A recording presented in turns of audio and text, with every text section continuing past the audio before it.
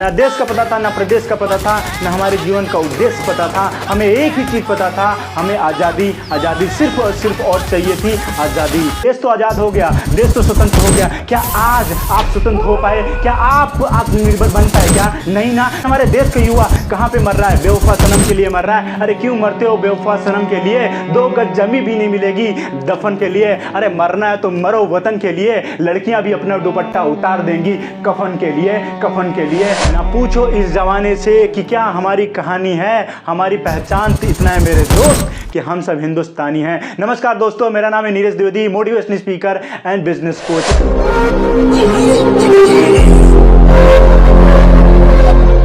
आज के इस पावरफुल क्रांतिकारी वीडियो में आप सभी का स्वागत है। सबसे पहले स्वतंत्रता दिवस की ढेरों सारी शुभकामनाएं मेरी तरफ से और मेरी टीम की तरफ से। आज यानी 15 अगस्त 1947 को हमारा देश ब्रिटिश चंगुलों से आज़ाद हुआ था, यानी स्वतंत्र हुआ था।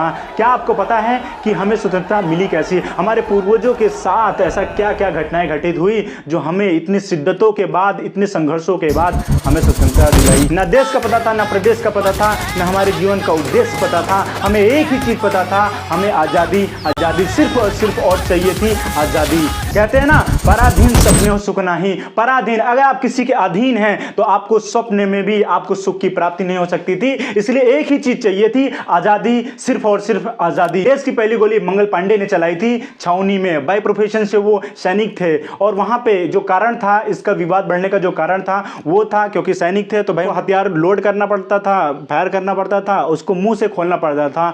और वहां पे सनसनीखेज खुलासा हुआ कि इस जो मुंह से लगाना पड़ रहा है उनको खोलना पड़ रहा है, वहां पे सुअर का मांस यानी सुअर की चर्बी और गौ का मांस मिला हुआ है, उसमें लिप्त हुआ है। इसीलिए वहां से विद्रोह होना आरंभ हो गया और किसी को कान भी खबर नहीं था। वहां से पहला आजादी का पहला बिगुल वहां से आरंभ हुआ। फिर वहां से एक से बढ़कर एक पावरफुल हमारे लीडर्स, नेता, वहां पे क्रांतिकारी जो हमारे वीर सपूत थे, वहां पे उनका आगमन होता है। वहां से भीड़ उमड़ती है। हमारे महात्मा गांधी, पंडित जवाहरलाल नेहरू, सुभाष चंद्र बोस, चंद्रशेखर आजाद, खुदीराम बोस, भगत सिंह जैसे लोग वहां पे इस क्रांतिकारी अभियान में सम्मिलित हुए। ये 2 गुटों में पक्ष बटा हुआ था, पहला नरम दल, दूसरा गरम दल। नरम दल में कौन थे? महात्मा गांधी, पंडित जवाहरलाल नेहरू और भी सारे क्रांतिकारी थे। और दूसरी तरफ गरम दल के नेता कौन से थे? हमारे नेताजी सुभाष चंद्र बोस, भगत सिंह, सुखदेव, खुदीराम बोस, ऐसे बहुत सारे क्रांतिकारी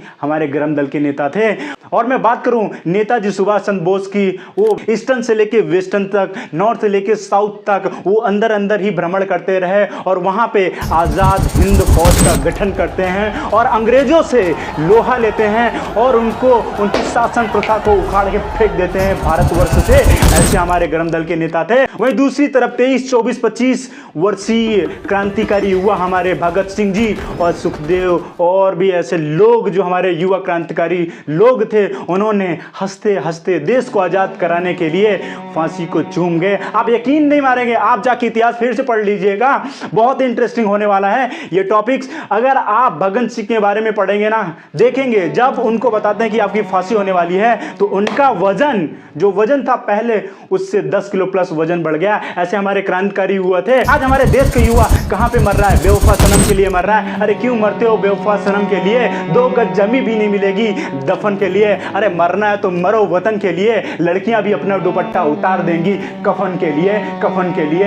ऐसा होना चाहिए। ऐसे हमारे वीर क्रांतिकारी, युवा क्रांतिकारी लोग थे जो आज हमें आज़ादी मिली, जो आज हम लोग स्वतंत्र होकर एक दूसरे को सपोर्ट करते हैं, एक दूसरे के माहौल में जुड़ते हैं। आज हम लोग स्वतंत्र हैं, किसी भी चीज़ को लेके कुछ भी बोलते हैं, कैसे भी बोलते हैं। आज आप लोग देख रहे होंगे सोशल मीडिया पे जो भाषाएं चलती हैं लोगों की, ऐसे नाट्य चलते हैं, ऐसे कृत्य चलते हैं कि, लेकिन हम आज आज़ाद हैं, इसीलिए सारी चीज़ें हम कर पा रहे हैं। इसलिए बोलते हैं मेरा भारत देश महान है। सच में हमारा देश महान है। मैं आपको मेजर ध्यानचंद की कहानी बताता हूं। वो मैदान में खेल रहे थे, गोल पे गोल कर रहे थे। दुनिया का सबसे खतरनाक तानाशाह हिटलर बैठा था जर्मनी का। खेल खत्म होते ही मेजर ध्यानचंद को बुलाया, बोला मेजर ध्यानचंद तुम हमारे देश के लिए खेलो, जर्मनी के लिए खेलो, मैं तुम्हें आज ही फील्ड मार्शल बना दूंगा, तुम्हें आज ही मैं ऑफिसर्स बना दूंगा। आखिर तुम्हारे देश ने तुम्हें दिया ही क्या था? अब बात देश पे आ गई थी। मेजर ध्यानचंद का जो जवाब था सुनना चाहेंगे आप भी? है, कम ऑन, आप भी सुनना चाहेंगे? उन्होंने क्या दिया, ये मेरी देश की जिम्मेदारी नहीं है मुझे आगे बढ़ाने की, ये मेरे देश की जिम्मेदारी है आगे बढ़ाने की, इसलिए मैं अपने देश से खेलूंगा, देश से खेलूंगा, देश से खेलूंगा। ये था उन लोगों का विजन, उन लोगों का मिशन, अपने देश को आजाद कराना, अपने आप को आजाद कराना। मेरा भी एक विजन है, मेरा भी एक मिशन है, बेरोजगारी से लेके आजादी तक। आपसे मेरा एक सवाल, हाँ जी, आपसे मेरा एक सवाल, देश तो आजाद हो गया, देश तो स्वतंत्र हो गया, क्या आज आप स्वतंत्र हो पाए? क्या आप आत्मनिर्भर बन पाए? क्या नहीं ना। तो आज मैं आपको आप लॉजिकल और इथिकल कॉन्सेप्ट को समझकर आप अपने घर से, अपने दफ्तर से, अपने ऑफिस से, आप अपने स्मार्टफोन से आप कंसिस्टेंट इनकम कर सकते हैं। 30,000, 50,000, 1 लाख, 2 लाख या उससे भी ज्यादा आप अर्न कर सकते हैं, वो भी जीरो इन्वेस्टमेंट के साथ। क्या भरोसा नहीं होता?